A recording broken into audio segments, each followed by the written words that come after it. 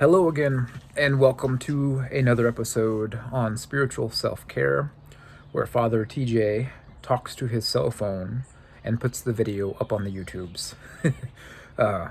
During the last several months, we've talked about a great variety of things when it comes to spiritual habits and spiritual mindsets. We've talked about things like praying through the Psalms or praying the daily office. We've talked about the difference between mantra prayer and centering prayer. We've talked about what does embodied spirituality look like for us. We've talked about so many things that I don't recall, the majority of them. But today I want to talk about something. This may seem weird and it may not seem like a spiritual practice, but for me it was a significant addition to my spirituality in kind of a roundabout way. And that is therapy, counseling.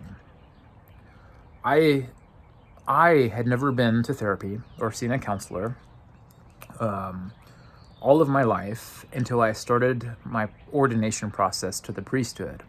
And in fact, as I went through my first round of interviews, when you're being going through the ordination process, you pretty much spill out all of your life's journey and all of your secrets to a bunch of strangers who are meant to walk alongside you to help determine whether there's this call there or not. Does this person have a call of the Lord placed on their lives or not? Throughout my interview process, a lot of my story came up. A lot of the hard things that I've been through came up. And on the other side of it, the bishop was like, love to move you forward to the next phase. You seem great. You seem level-headed.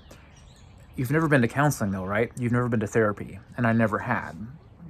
I always kind of justified it as the moment that God entered my life, or I let God into my life, there was so much healing there that I felt like before God, I was one person. After God, I was a different person. And there was so much healing that occurred that I just kind of never really thought about it. Well, the bishop made me think about it. He told me, his exact words were, you seem level-headed. You seem okay. You've been through a lot, especially in your childhood. I don't want some like old church lady someday saying something snarky to you, and you just like go berserk on her because she's triggered you because there's something repressed that you've not dealt with. And he had me go to a therapist for a year while I was in seminary, and it was one of the best things I've done in my entire life. Did I feel like I needed it? I knew that it would have been useful at the front end of it. Did I feel like I needed it? No. But I knew it would be beneficial. And the bishop also pointed that out to me as well. He said, if nothing else you get from it, you might just gain some self-awareness. You might see kind of more of the things that make you tick, why you do the things you do and make the decisions you make. And this is exactly what ended up happening for me. And so I gained some self-awareness. I gained awareness around habits and the mental things that happen on a subconscious level, the way that I react to things, the way I'm triggered by things, why certain things upset me as opposed to other things. And so it was tremendously helpful. And I still go to therapy from time to time. I'm not somebody who's there all the time. I don't feel like I need that. There's some people who need that, and more power to them for seeking that out and finding that help. For me, it comes in seasons, and I'm more of a reflective type. So like if I'm going to go to therapy, I want time to think about what it is I'm actually going to say and what it is I'm trying to articulate, this inner struggle that I have. I need to try to figure out ways to wrap words around what's going on in here in order to like express it.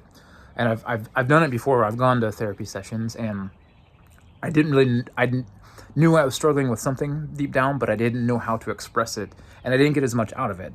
I didn't give the counselor, the therapist, enough to grab a hold of to do something with it, right? But I go seasonally. I'll reflect on kind of what I've been through a season, and then I bring it into my next series of therapy sessions, and it's very helpful. And it may not seem like a spirituality thing. It may just seem like, well, it's just a matter of cognition and thinking, and it's more about the brain than it is about the heart and spirituality. And I actually disagree quite strongly with that, because you can't really progress in your spiritual journey unless you gain some sense of self-awareness. And I have found throughout my life's journey that self-awareness is perhaps the most elusive thing on the planet. Once you think you have it, you lose it pretty quickly. So if anything that will help you come to a greater sense of awareness of self and what motivates you when it comes to your habits, especially your bad habits, things that the church would traditionally call sin, right? Knowing the source of some of that is helpful, because then you can change some perspective. If you have some negative ideology and imagery of yourself, you can snap out of that. If you have some habits that are not helpful or healthy or sinful, as they say, then you can find the source. If it helps you find the source of those things, you have more at your disposal to combat, with prayer and all of that stuff with too. And so it's helpful. And I've noticed with people, I'm 36. I had to think about that for a second. I'm 36. People kind of my generation or younger are not so weirded out by the thought of going to therapy, I think. I've noticed folks that are not too much older than me, when I've suggested therapy to people before, like perhaps it would be helpful for you, it's been helpful for me, the kind of immediate response is, well, I'm not a crazy person, or like, I've got it all together up here. But that's not what therapy is all about. And I have found in my own journey that, as I've mentioned several times now, therapy has helped garner a lot more self-awareness. I have a lot more confidence because I feel like I have a lot more control over a lot of my habits, especially my negative habits. I have a lot more control over this image that I portray of myself in my head. And when I start to unravel, I know how to stop that unraveling now. At the very least, the therapists and counselors that I've worked with have helped me to put my finger on it, right? That's huge. That's huge for the spiritual journey. Because oftentimes I think before counseling, I struggled with whether or not I was lovable enough for God, or whether God accepts me. After I started doing counseling for a while, I realized that often what I feel like is God's unacceptance of me, like God's distance from me, is actually my own distance from myself and my own lack of self-acceptance. It's not God. I'm projecting my inner state onto God, assuming that God's attitude towards me is going to be the same attitude that I have towards myself. And after coming through a season of therapy, I realized that that's the furthest thing from the case. So the hurdle that I have to overcome in my spirituality is not the barrier between myself and God. The hurdle that I have to overcome is the barrier between myself and myself. Who I really am in the eyes of God, and who I really am deep down in here, and who I keep imagining myself to be, right? As I self-sabotage myself. So, if you've never entertained the thought of going and seeking counseling, do so. It's helpful. It's so helpful. And I think there's more urgency to it now, after we've been living through a year, or over a year of pandemic, right? There's some more urgency to it now than there was a year ago. So really consider it. I think you'll find it to be really life-giving and really helpful. It doesn't mean you have to commit to a lifetime of therapy, but maybe just begin with baby steps. Say, maybe I'll do some sessions for a season. Go once a month, or whatever is recommended by your therapist or your counselor, and just commit to a short season and just see how it benefits you. See if it does anything.